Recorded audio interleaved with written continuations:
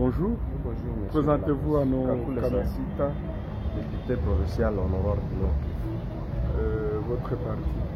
Ensemble pour la République. Oui, aujourd'hui, on prétend faire la révision de la Constitution et vous êtes seulement cadre de l'opposition. Quel est votre message par rapport à ces changements?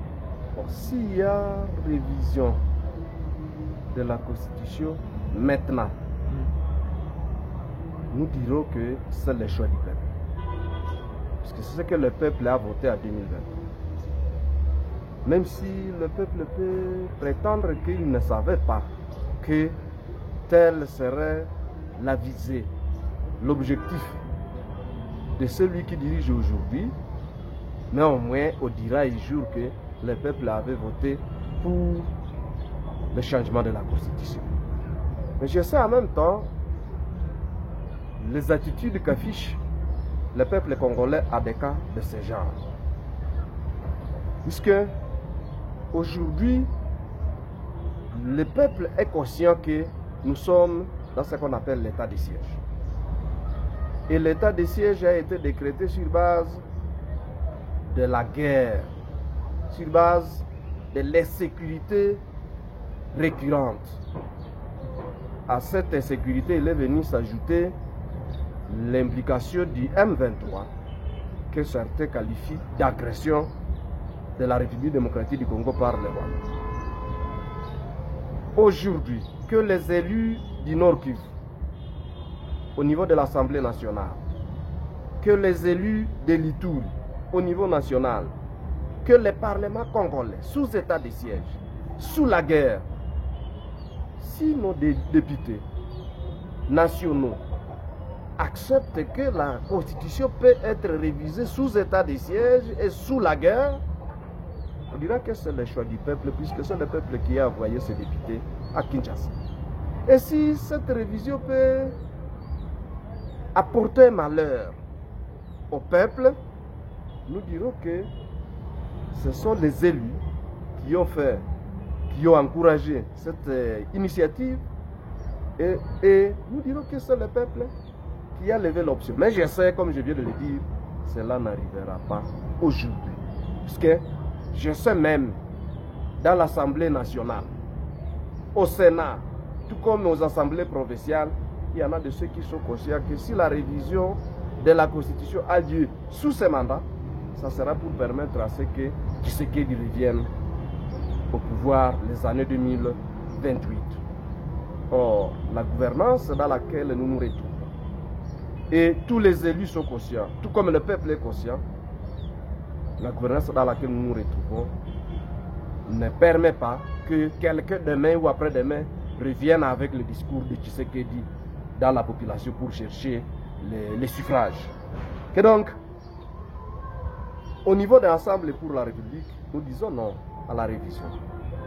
Et je sais, au niveau de la population, avec ce que nous traversons, surtout chez nous à l'est de la République démocratique du Congo, le peuple ne sera pas encouragé. Il y a d'autres matières qui méritent débat, tels le cas de l'insécurité, du M23, des ADF. Ce sont les matières pour lesquelles le peuple se prépare ou attend un débat houleux au niveau des assemblées. Oui. Honorable, vous venez d'évoquer une question de prorogation de l'état de siège encore dans le Nord Kivu, alors que jusque-là, il y a l'insécurité qui gangrène également cette guerre d'agression dont nous sommes victimes. Est-ce que pour vous, les élus aussi du Nord Kivu devraient être parmi ceux-là qui allaient mettre les doigts à l'air pour proroger cet état de siège? Ils sont obligés de proroger l'état de siège, puisqu'ils n'ont pas trouvé la solution à l'insécurité, à l'agression que nous subissons au Nord Kivu. C'est comme ça qu'ils sont obligés.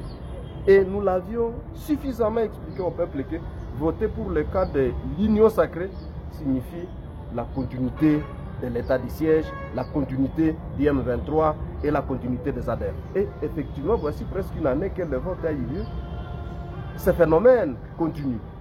Par conséquent, les élus qui ont été envoyés par le peuple, ils sont obligés de proroger puisqu'il n'y a pas une autre alternative que de maintenir l'état de siège. Quelle sera cette alternative alors que le pays continue à être agressif? Voilà, il n'y en a alors pas. il y a des militants de l'opposition qui sont descendus dans les rues à Kinshasa aujourd'hui pour demander la libération de certains opposants qui sont encarcelés. Quel est votre message aussi? Est-ce que vous comptez aussi faire de telles manifestations à Goma? Vous savez, aujourd'hui, il y a ce qu'on appelle la politique du bouc émisseur.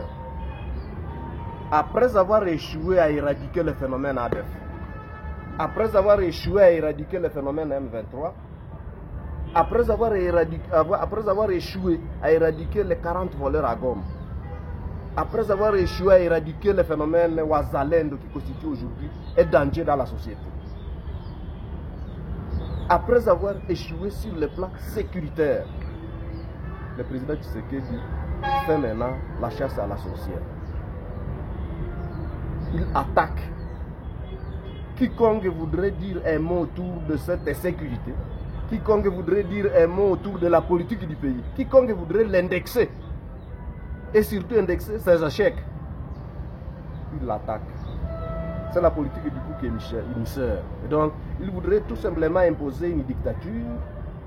Et c'est comme ça même que sur ce schéma, il est en train de cueillir les gens, les opposants, les incarcérer, dans le seul souci de vouloir faire consommer aussi son schéma de la révision de la Constitution dans le dialogue.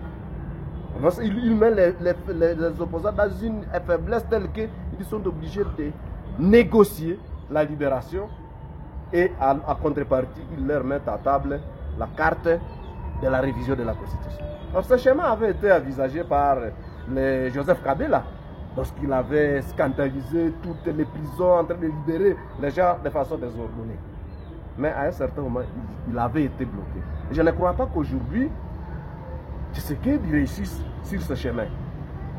Et ce sont donc des signes précurseurs de la fin des systèmes.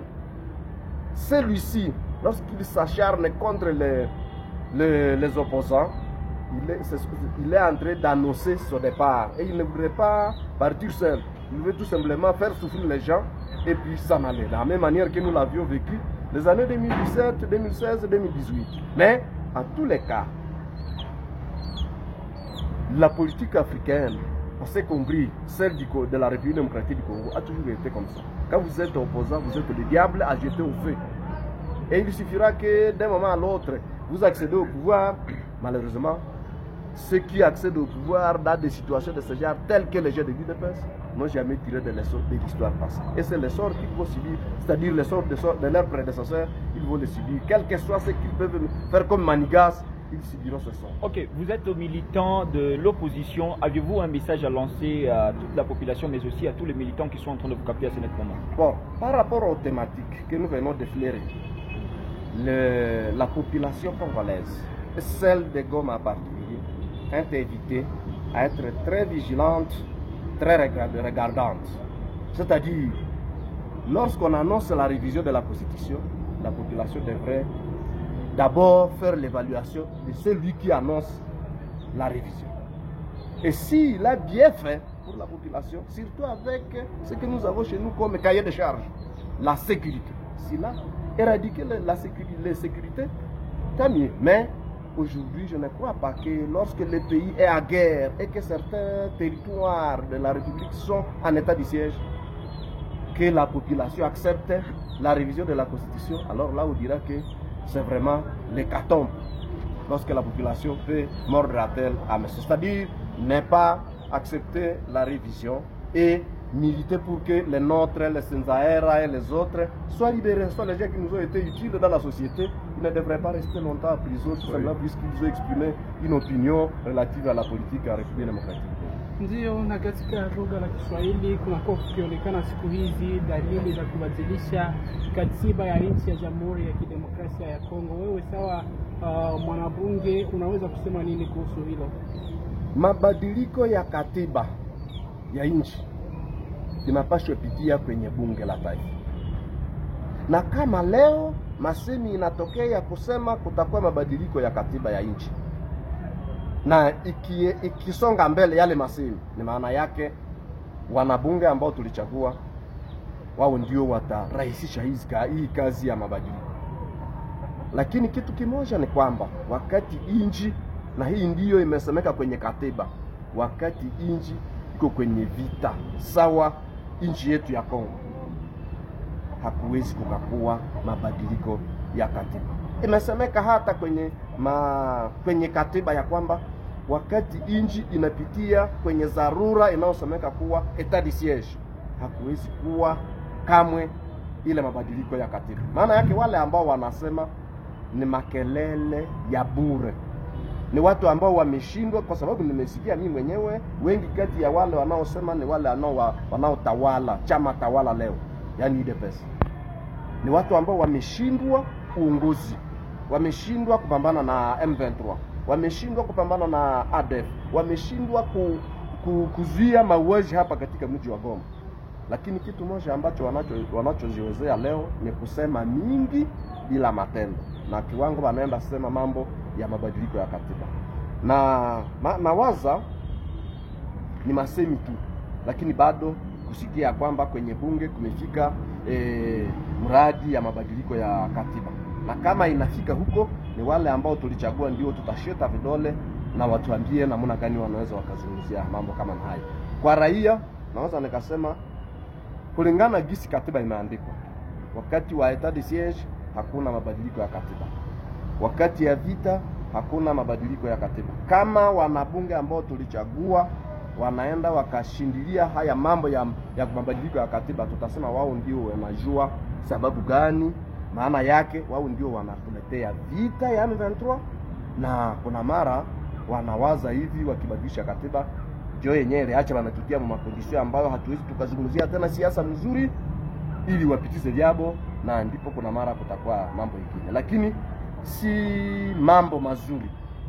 Leo kipao mbele ilipaswa wekwa kwenye vita, na kama wao wameshindwa vita, haiko katiba ndio itamaliza mabadiliko ya katiba ndio itamaliza vita, haiko katiba ndio inaacha vita inakuja. Hapana, kama wameshindwa kutuletea usalama, waondoke kwenye madaraka ili kuwekwe yule anayestahili.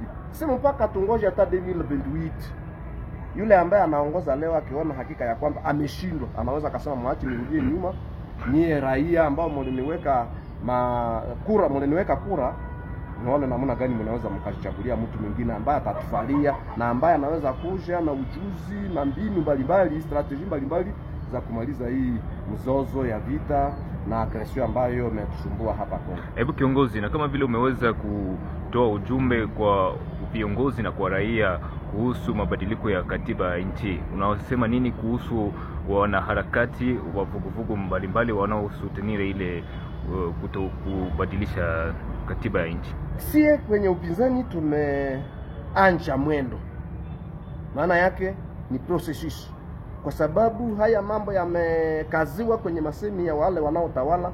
Tuna ujukumu, responsibility, kazi ya kuona namna gani tunaweza tukafikia raia kupitia maandamano, ili tuwaonesha hakika ya kwamba mbinu zinazosonga mbele haziko za mzuri.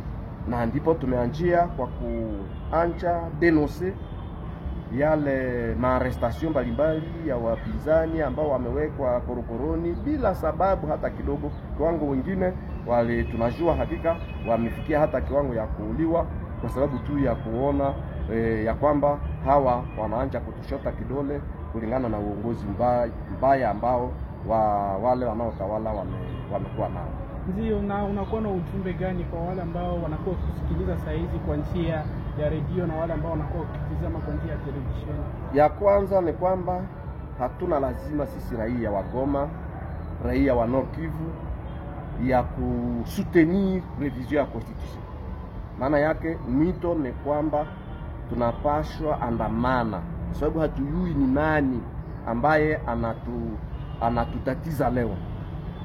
Hatuna ile lazima ya kusutenira ile kitu, ni kwetu sisi raia. Tukiona hakika wanabunge wanaanja kuendesha ile projet ya revision, ni kuwaita na tuone namna ya kuwarudisha kwenye mstari. Na ya pili ni kujiunga sisi raia, ni kuungana, tuwe makini, ili kwa sababu tumeona hakika ya kwamba huyu anayeongoza ameshindwa shida tulizo nazo, yaani kuhusu usalama.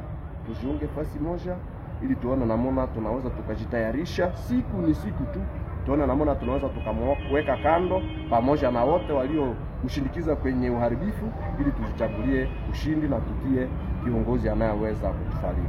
Ndio, kwa mwisho kama unaweza kutukumbusha jina lako. Kakule saa sita, mwanabunge staafu wa Nord Kivu na pia kada wa chama ya Ensemble pour la République kunako Nord Kivu.